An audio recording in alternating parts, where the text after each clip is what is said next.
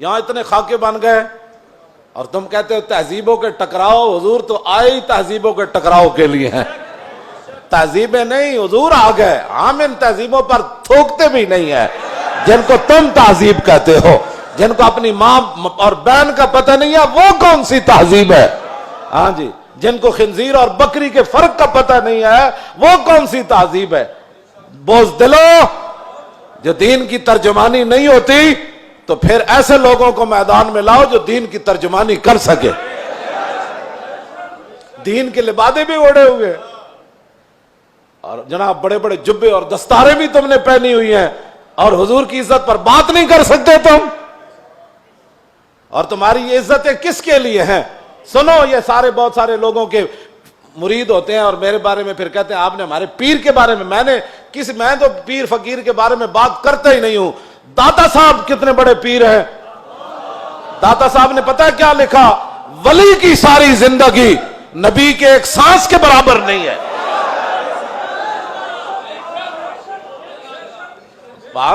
صرف نبی کے بعد امام الانبیاء کے تو خلق سے اولیاء. یہ داتا صاحب کشف المحجوب وچ لکھی گل ہن گل کرو تسی. جدوں حضور دی عزت دی گل آوے تے پھر کھڑا کوئی نہ ہوئے پھر وہ پیر ہے. تے پھر اپنی جاناں بچائے تے اپنے جناب ادارے بچائے تے اپنے خانقاہاں بچائے. رسول اللہ کی تو سانس کی بھی کروڑوں حصے کرو نا پھر بھی اس کی ساری زندگی اس کے برابر نہیں ہو سکتی. کروڑویں حصے کے بھی.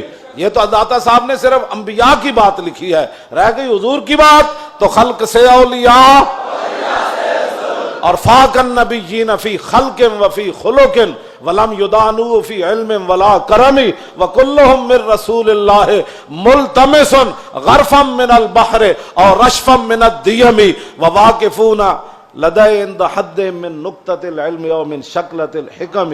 ایدہ تو میں ترجمہ نہیں کر سکتا انبیاء دی عظمت دی وجہ. امام بوصیری گل کتھے جا کے کی تھی کہ حضور دی شان کتھے جا کے ہے. میں سارے انبیاء اور رسل حضور سے یہ عرض کرتے رہے کہ حضور اپنے کرم کا ایک چھینٹا ہمیں بھی عطا فرما. وَكُلُّهُم مِّن رَّسُولِ اللَّهِ مُلْتَمِسٌ غَرْفًا مِّنَ الْبَحْرِ اور رَشْفًا مِّنَ الدِّيَمِ. یا اپنے سمندر سے ہمیں ایک چلو عطا فرما دو. اے لفظ اے شیر ہوندا نا دائیں بائیں تے حضور نے تو سنیا سی بوسیری نو چادر دیتی. جے دے وچ کوئی گل ہوندی تے حضور نے فرمانا سی بوسیری اے شیر کٹ دے. تمہیں مقام رسول کا پتہ ہی نہیں ہے. باتیں لوگوں کو اگر مگر کی کرتے ہو. اگر مگر سے ناموس رسالت پر پیرا تھوڑا ہونا ہے. اگر مگر سے پیرا نہیں ہونا. پیرا رسول اللہ کی عزت کا ایسے ہی ہونا ہے جیسے صدیق اکبر نے پیرا دیا، جیسے فاروق اعظم نے پیرا دیا. باقی رہ گیا حضور کا جلال. تو وہ میں آپ کو پڑھ کے سنا دیتا ہوں کہ حضور کا جلال کیا تھا. مولا علی راوی ہیں اس کے.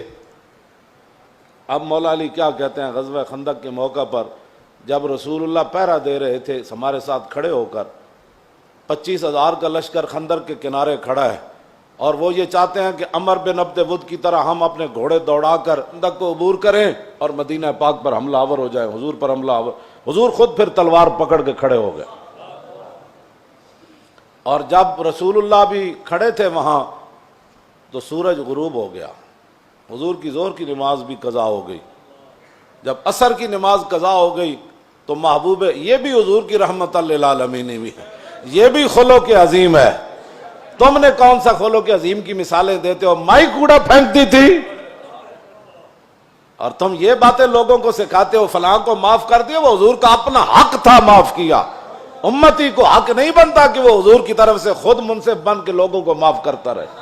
یہ قیامت کو فیصلے ہوں گے کہ رسول اللہ نے کس کو معاف کیا اور کس کو معاف نہیں فرمایا. ہم کون ہوتے ہیں حضور کے حق معاف کرنے والے؟ اب جب سورج غروب ہو گیا تو ذرا سنیں حضور کا دعائے جلال کیا تھی. یہ میں اس لیے سامنے پڑھ رہا ہوں تاکہ لوگوں کو پتہ چلے کہ بھائی جو ہم باتیں کرتے ہیں نا وہ غیرت والی باتیں لوگوں کو ہضم کیوں نہیں ہوتی. وہ چاہتے ہیں کہ فرانس حضور کے خاکے بھی بنائے اور ہم مذمت کر کے فارغ ہو جائیں، اور ان کے اندر اتنی غیرت ہو کہ ان کے صدر کے خلاف بات ہو تو وہ اپنا سفیر واپس بلا لیں. عالم تسا کی حضور دا کلمہ پڑھیا او 55 ملک ہو یا 56 ملک ہو، ایدا ایک جواب دیو تسا رسول اللہ دا کی کلمہ پڑھیا؟ صرف انہیں اتنی گل کی تھی کہ صدر دا دماغ خراب ہے، یہ صدر دا دماغ خراب ہے۔ اردگان اے گل کی تھی، انہوں نے غیرت آئی، انہوں نے اپنا سفیر بلا لیا تے رسول اللہ تے گھر دے بھی انہوں نے خاکے بنائے۔ تساں کی غیرت کی تھی؟ اور جڑے غیرت دا سی سبق دین دیا تسی فرانس دے خلاف ساڑھے مسیدہ دے حملے کرنے ہو، علماء دے تسی جلوس بند کیتے، نہیں جی اجازت نہیں ہے، حالات نہیں ٹھیک۔ اور کیڑے حالات اسی بنائے؟ تساں بنائے حالات خراب، تساں یہود و نصارہ دی ایجنٹی کی تھی، تساں چوڑی بار بھیجی اور تساں چوڑی بار بھیجی، اور پھر تم نے اس پر فخر بھی کیا، تم نے اس پر فخر بھی کیا۔ ہمیں حضور کی غلامی پر بھی فخر ہے اور ممتاز قادری کے عمل پر بھی فخر ہے، غازی ظہیر کے عمل پر بھی فخر ہے، اور غازی عبداللہ کے عمل پر بھی فخر ہے کہ اس نے گستاخ کو پکڑ کر ایسے گردن کاٹ دی، اس پر بھی ہمیں فخر ہے۔ اور فرانس کے اندر جو کچھ مسلمان اپنی بساط کے مطابق گستاخان کے خلاف کر رہے ہیں، ہمیں اس پر بھی فخر ہے، ہمیں اس پر بھی فخر ہے، ہمیں اس پر فخر ہے، ہم ان کے ساتھ ہیں۔ تم گستاخ کو چھوڑ کر کہتے ایک چھوٹے سے گروہ تھا اور ہم نے اس کو اندر کر دیا اور چوڑی کو چھوڑ دیا، تم نے اس پر فخر ہے اور اس فخر پر قائم رہنا، دنیا میں بھی قائم رہنا ہے تم نے اور قبر میں بھی قائم رہنا ہے، کل حشر میں بھی تم نے اس پر قائم رہنا ہے۔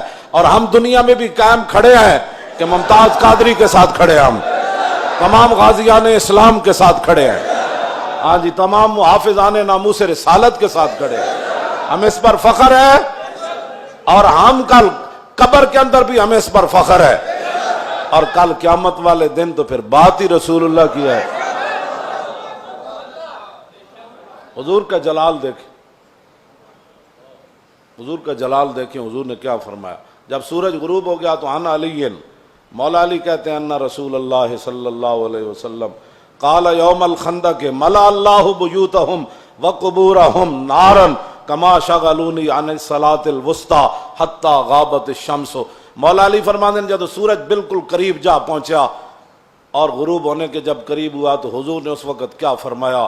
یا اللہ انہوں نے ہمیں عصر کی نماز نہیں پڑھنے دی، اب ان کا کیا علاج ہے؟ یا اللہ ان کے گھر بھی ان کی قبریں بھی آگ سے بھر دے۔